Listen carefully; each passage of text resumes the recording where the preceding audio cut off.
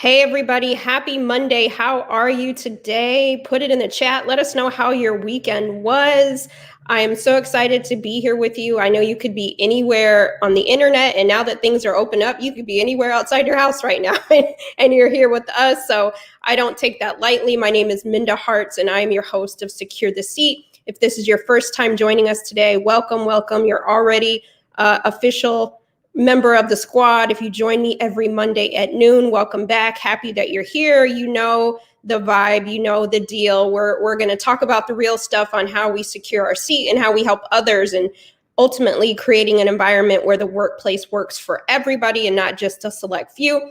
I just want to say thank you again last week to my co-pilot Mike, who is behind the scenes and also a colleague and also happens to be my brother. And last week, if you were watching, my power went out. Of all the Mondays that I've been doing this, that was the Monday that my power went out.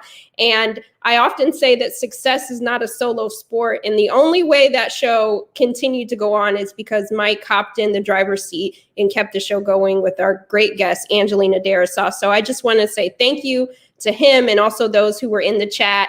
And we're keeping the show going. So thank you so much. And that's why you can't be by yourself, right? You can't be an island. You definitely need support. And that reminded me in the most important ways. So Mike, thank you again for holding down the fort last week. And he even asked about the grit. So I couldn't have had a better situation and a better person to fill my shoes. So thank you again. Again, happy Monday. Happy that you're here. Today, we're going to talk about overcoming racism in the workplace. We know that just because you have a couple of unconscious bias trainings doesn't mean that the environment is just zap, it's better, right? It takes intentionality. It takes work.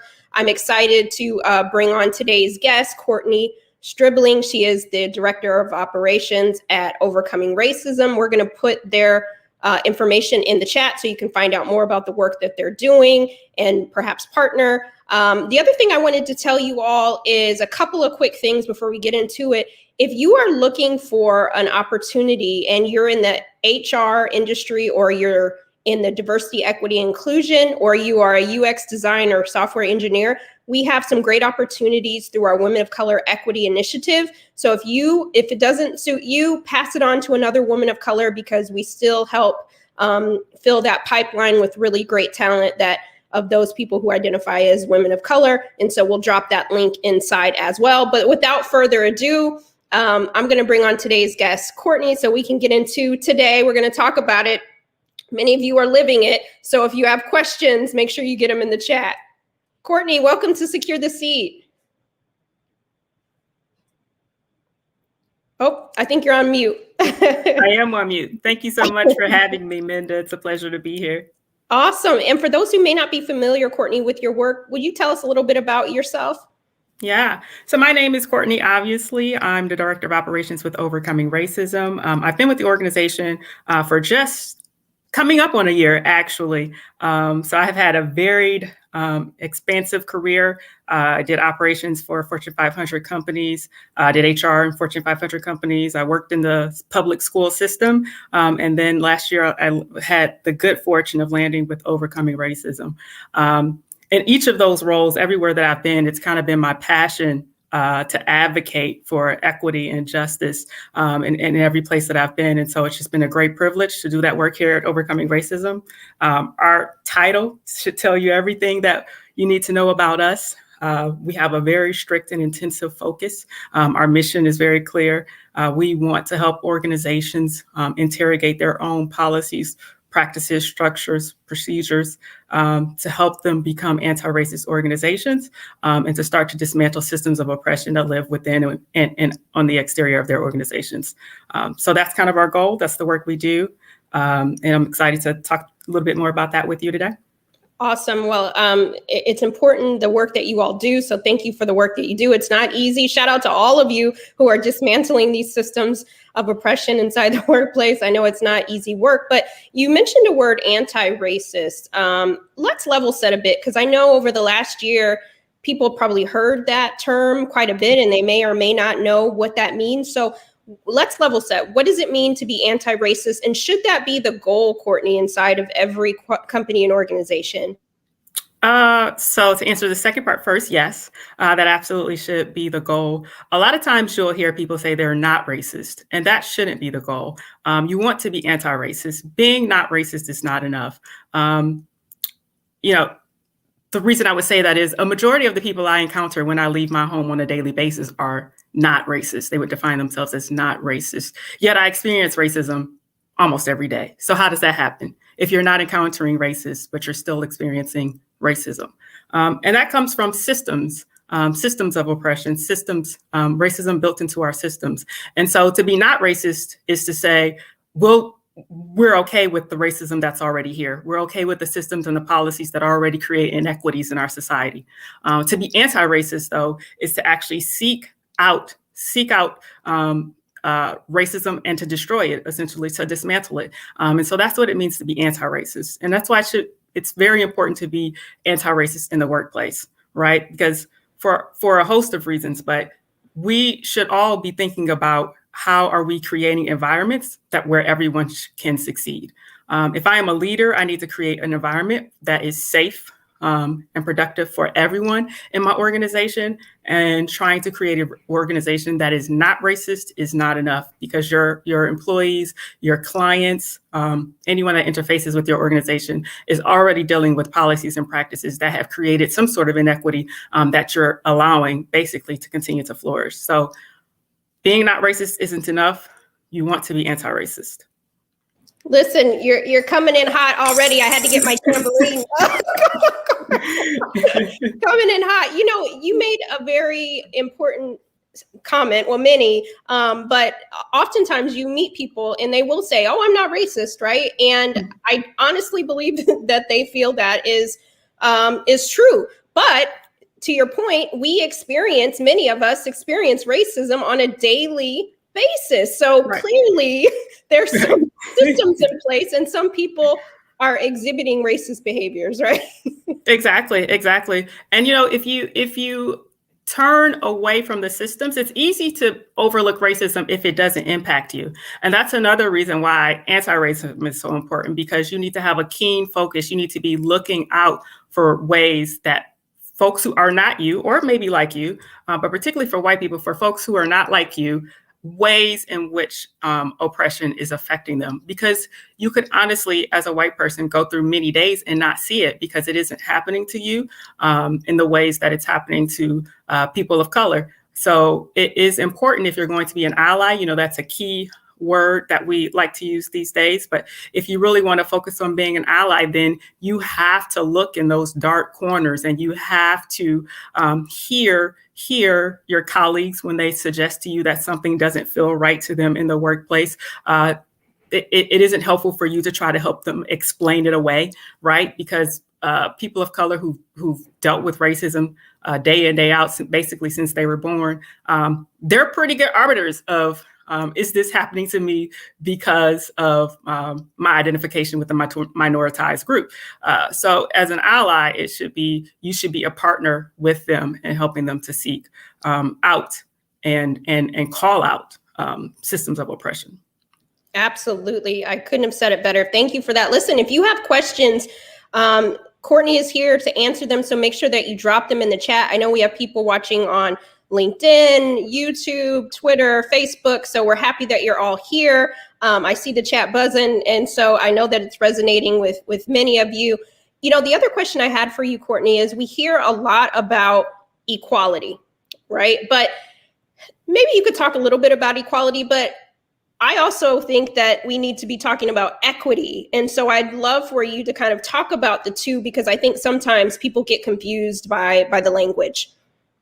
Yeah, I mean, I'll give you a scenario that we've probably all seen. There's a demonstration, a drawing about equity versus equality. But what I want to say first is that kind of the major difference is equality means essentially the same for everyone, right? So if if I am a newborn baby and you are a 35-year-old individual, and the person next to them is a 7'1", 250-pound athlete.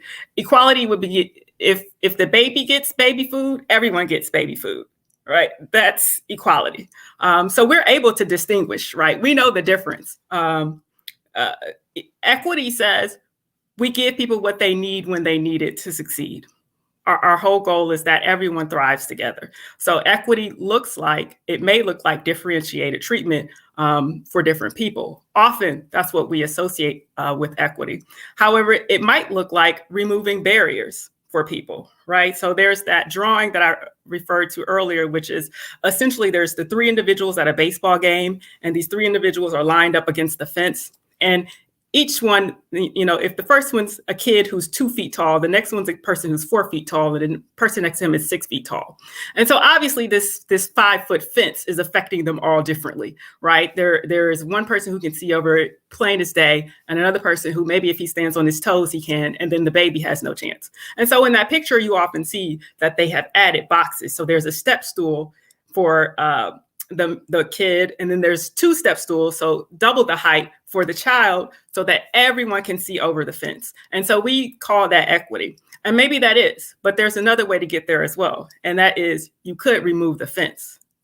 If the fence isn't necessary, if it's something we've created to be a barrier because at some point either we were actively discriminating, or at some point maybe that fence served a barrier that was not served a purpose that was not nefarious, but at this point it does. And so it's okay to say we no longer need this blockade. We should seek to remove that. And that's really what equity should be. It should be seeking to remove any barriers or obstacles that may limit the chances or the opportunity for someone to succeed. And not just chances or opportunity, but the outcomes. If that barrier changes the outcomes, especially outcomes around a specific group or specific segment of the population, then you really need to look at that as maybe a systemic change that can really improve equity for all. Yes, yes. I love that. And I think that's the part that I think a lot of companies need to focus on, the outcomes. If we remove the barriers, then we make it more accessible for more people to be successful and more people to thrive. And so I'm glad that you brought that up. I actually have a couple questions in the chat that I wanted to present to you. And one, where I see a few different versions of this, so I'll try to articulate it in a way to get to it. But okay. Where should people start? Like, where's a good place to start in the organization? Is it practices, policies? Is it leadership? Is it training? So would love to hear your thoughts on that. Yeah. So that's kind of a loaded question because it really matters where you're starting from. And it really matters how you can influence your organization, how you, in the position that you're in, whether you're a leader or whether you're a middle manager or maybe you're a new employee, it really matters what access you have to influence kind of shapes kind of your path forward. One of the things I always encourage people to do, so we get a lot of calls from organizations, and usually it's the leaders calling, but sometimes it's not. And what I always encourage people to do is build a base. You have to build a base of people who are actually open and looking to do this work, because you need allies. And sometimes those allies are inside your organization, but sometimes they're not. But what's most important is that this work is hard, it is daunting, it's fatiguing, and it's tough to do alone. So get yourself some allies inside the organization or outside the organization. Training is always good. We offer workshops and intensives from Overcoming Racism, and usually we couple that with consulting. So we try to help people learn to identify systems and policies and practices and procedures that are building inequities. We try to help people identify those, but also we try to help them build a plan for how do we get to the other side of this? How do we identify what our 2-3 year goal is to start to dismantle some of the obstacles in our organization that are creating disparities? So training is always good. Really listening, especially if you're an ally, listening and supporting when people of color in your organization have concerns. And don't just wait for them to have concerns. If you see something that isn't right, use your positional power, whatever that might be, to help them bring attention to that and to seek remedy. It's tough. I can't say what I know what it's like to be an ally on the racial lines, but I'm certainly in position to be allies in other places. And I recognize that sometimes I do have the option to be quiet, right? If I see someone that is being mistreated because they're transgender, I have the option to be quiet, but really I don't. If I say that I'm an ally, I don't. So I encourage people to use the power that you have wherever you are. Educate yourself. There are many good books that you can read. There are some that are not great. There are many good books that you can read to better understand the plight. And at Overcoming Racism, we start with a historical perspective because we think it's very important for people to be able to see the clear through line from essentially the inception of this country. So our training starts in 1607. The through line to the inequities that we see today, to the disparities that we see today. A lot of times we want to address the outcomes that we see today, but if you don't get to the root, if you don't do that, then that doesn't help you at all. So I know that was a meandering answer, and it may not fit everyone. It really depends on where you are. But I did like that specifically someone asked about policies and procedures, and that's an excellent place to start. Identify what the disparities are in your organization. So is it hiring practices? A lot of times the disparities you might see might be at the entry level. Our company is very diverse. It might directly reflect what the area that the company is located in. It might directly reflect the demographics of that area. But as you climb that ladder, those demographics might change. And then a lot of times they tend to get more white and more male. That's something you can interrogate and build a system around. You can really go after that and change that outcome if that's a desire. And be purposeful about how you're thinking about changing the desire. You know, like if, for instance, sometimes we talk about salaries, right? Like, so maybe in your organization, the inequity that you see is there's a male-female pay gap. That's something you can directly go after. And by directly, I mean, like, you can have transparency in pay and make sure that there is a specified pay grade for all folks who are doing the same type of work and that everybody is within a reasonable range. That's something that you can do. Sometimes what you'll see, though, is that people will try to treat the person and not the problem. So if women are making less than men in this company, instead of addressing like our pay structure and why is that, they do things like give women negotiation classes. Maybe they're not making as much money because they're not asking, which isn't true. That is not true. You hear that a lot, but women ask equal to or slightly more than men for the pay that they think they deserve. They just don't get it. So negotiation classes wouldn't be super helpful in that instance if we have that data. What would be super helpful is level setting pay for every grade. So there are things that we can do in our organizations that aren't hard, and they aren't the types of things. A lot of times people might say the hearts and mind things, because people think that you have to change people, you have to change their perspectives, their beliefs, you have to prove the humanity of the oppressed group, you have to prove why they deserve to be treated as well as everyone else.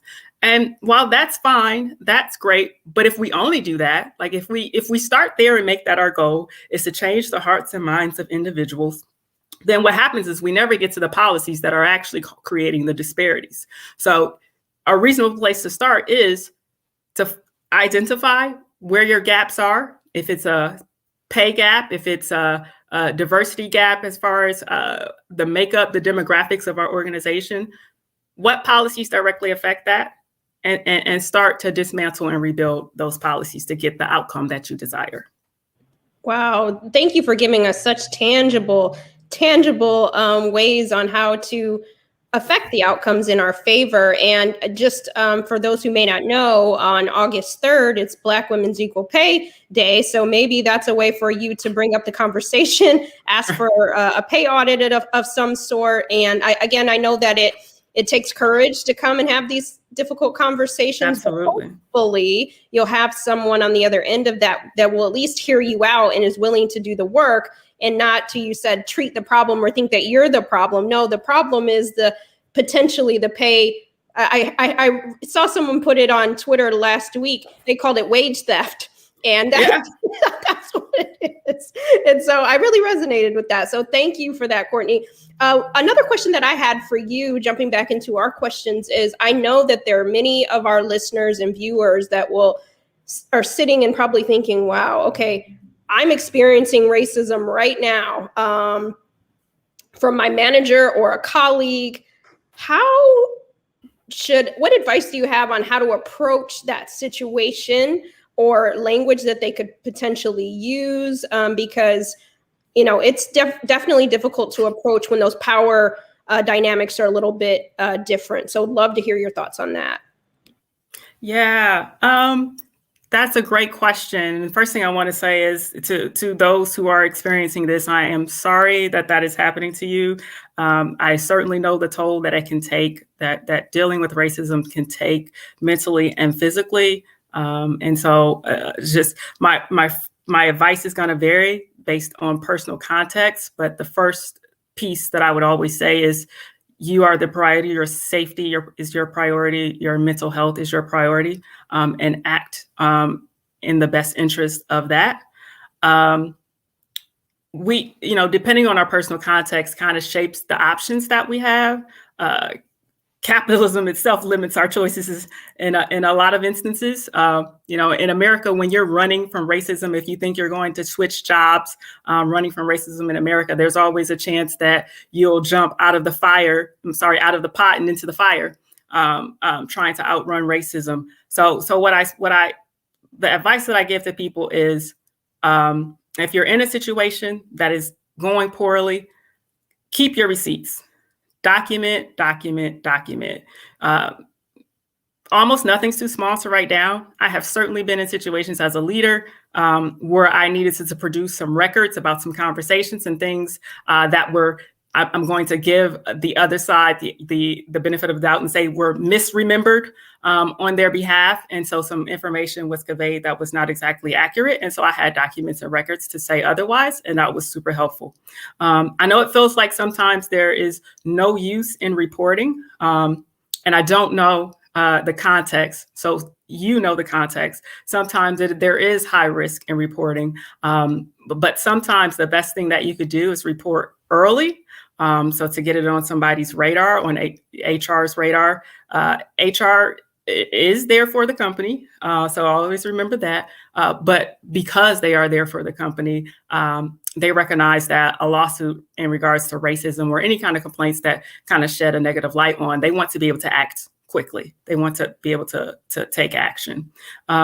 Another thing is allies, again, within and without. In some organizations, it's easier to find allies than others. And so you have to understand kind of how the inner workings are there. Advice I would give is if you could leave when the good no longer outweighs the bad. But again, we know that's not always an easy option. Sometimes it's not always an option. When you're in a situation and if I leave this job, I don't have health care, or if I leave this job and I can't get a recommendation, then I won't be able to work in this field. So the dangers of racism are real. And in America, the dangers of calling out racism are just as real. So act in your own best priority, keep your records, have those tough conversations when you can. And if there's a leader or someone that you trust, even if it isn't your direct supervisor, if there's a leader within the organization that you trust, start to have those conversations. And they're not easy.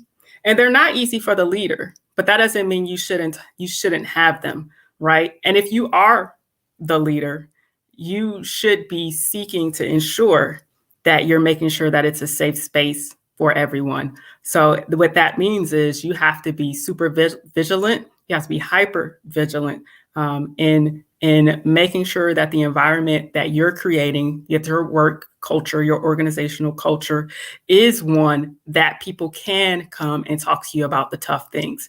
I have to tell you that if no one is bringing you tough conversations, if no one is bringing you bad news, then you haven't created a culture where people feel they can have that information. And there's some things going on in your organization that you need to interrogate. Yes. All of that and then some. Thank you for sharing that. And I know that, as Courtney mentioned, it's tough, right? There sometimes is a cost to calling out racism. I know we several shows back we did a talk with Karen Ortiz at the EEOC. So if you go back to our YouTube page, find that episode if you need some extra, just something in your chest that you want to know what you need to do, having everything available to you, and knowing that if you need therapy or you need other support systems, make sure that you look into that, because racism does take a toll and it affects our most authentic pieces of ourselves. And so definitely keep that in mind. But I can't believe that we're almost at the end of the show. We got to jump into our bonus questions. I know racism can be heavy, but I hope that you will share this episode with your leaders, with a colleague, because somebody needs this information today. And we'll also drop overcomingracism.com in the chat so that you can connect with Courtney and her team, who are doing really great work there. So Courtney, I am a lover of grits and rap lyrics. Okay.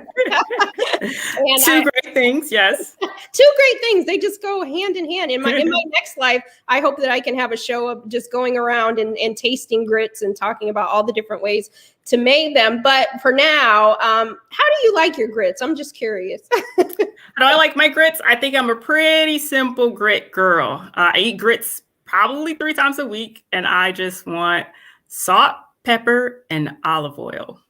Okay. I've never had olive oil in my grits. I'll have to. It's a thing you should do. Get into it. I'm going to definitely try it. I'm glad you didn't say sugar, so we're still cool. So good to know. And when you're having your grits, I have to ask, what is your favorite rap lyric and why? Man, okay. So I'm going to tell you my favorite rap lyric, but you have to promise to give me a second to tell you my favorite non-rap lyric. Okay, we can do both. Okay. So my favorite rap lyric is old school. MC Lyte, Self-Destruction. I think in that song, every MC of the late 80s, early 90s was giving it everything they had. And MC Lyte she stopped the show. She said, funky fresh, dressed to impress, ready to party. Money in your pocket, dying to move your body. To get inside, you paid a whole $10. Scotch tape with a razor blade taped to your collar. My favorite lyric of all time. Mic drop. I love it. And you have to tell me, why do you like that lyric? Why do I like it? I think it was, I was so young when that song came out, and I was really just getting into hip hop. And everything about MC Lyte is, well, it depends where you found MC Lyte, but sometimes her songs are like heavy messages, but there's so many metaphors in it, you don't even, you miss that this is like, she's preaching to you. And this is another one. Like, if you listen to the rest of the verse, she goes on and just to talk about we can have a good time without the violence. And at the time, she was going on to talk about sneaking things into the club and all of that. And I just feel like she is the person, if I got in trouble and I had to be reprimanded, I would want it to be MC Lyte. I just think that she has a way of dealing you the real deal. And you can feel good about it when she's done. You can have fun hearing the real deal. Maybe she should do anti-racism training. I feel like MC Lyte could do that. I'm sure she could. I love that. And I know you said you had a non lyric too. Yes. So my other passion besides anti-racism is Janet Jackson. I actually have a Janet Jackson podcast with my cousin. And my favorite lyric of all time is from the Janet album, came out in 1993. And it's on her song called New Agenda. And I think you'll hear why. So that song, she says, because of my gender, I've heard no too many times. because of my race, I've heard no too many times, but with every no, I grow in strength. That's why, as African-American woman, I stand tall with pride. You want to know what it takes to rid yourself of me now? There's nothing you can do. Accept me for who I am now. Janet Jackson. Janet with the bars. Okay. Yes. Janet with the bar. Now, where can people find your podcast? Yes.